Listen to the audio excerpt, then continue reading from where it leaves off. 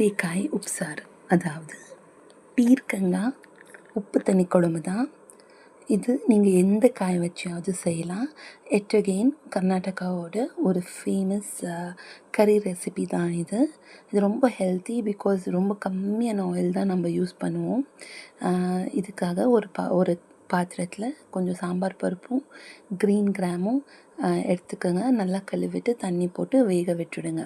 Green கிராமோட ratio sambar பருப்பை விட கொஞ்சம் கம்மியாக தான் இருக்கணும். இது அலசி வேக வைங்க.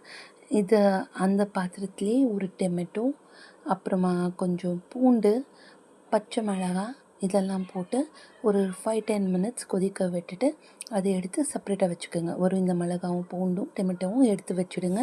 பருப்பு மாத்திரம் வேகட்டும். மீன் வயல் பீர்க்கங்காய் எடுத்துகிட்டு பொடி பொடியாக கட் பண்ணியிருக்கேன். நீங்கள் எந்த சைட்லனா கட் பண்ணிக்கலாம். இந்த பீர்க்கங்காவையும் அந்த பருப்புலேயே போட்டு வேக விடுங்க. ஒரு 5-10 மினிட்ஸில் இந்த காய் வெந்து வந்துடும். பருப்பு தான் வேக லேட் ஆகும். ஸோ பார்த்து அப்புறமா அந்த காயும் தண்ணியும் செப்பரேட்டாக வச்சுக்கோங்க. ஃபஸ்ட்டு இப்போ பொரியல் பண்ணிடலாம்.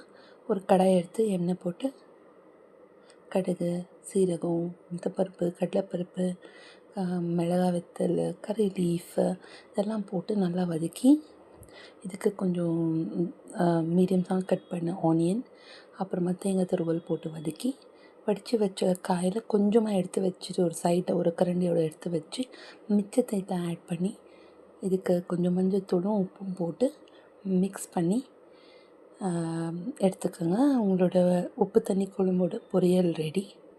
மீன்வைல் இன்னொரு மிக்சியில் கொஞ்சம் தேங்காய், சீரகம், பெப்பர், மிளகாய் வத்தல், புளி,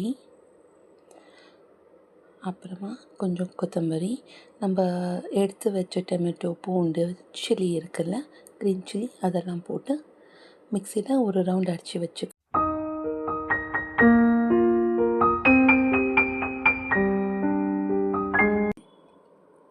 மீன்வைல் அந்த எடுத்து வச்சுருக்கிற மசாலாலே கொஞ்சம் சேவ் பண்ணி வச்சுருக்கிற காயை போட்டு ருப்பி வச்சுக்கோங்க. அதே பாத்திரத்தில் எண்ணெய் வச்சு கடுகு போட்டு தாளிச்சிட்டு வெங்காயம், கருவேப்பிலை இதெல்லாம் போட்டு தாளித்து அந்த மசாலாவை அதில் போட்டுக்கோங்க.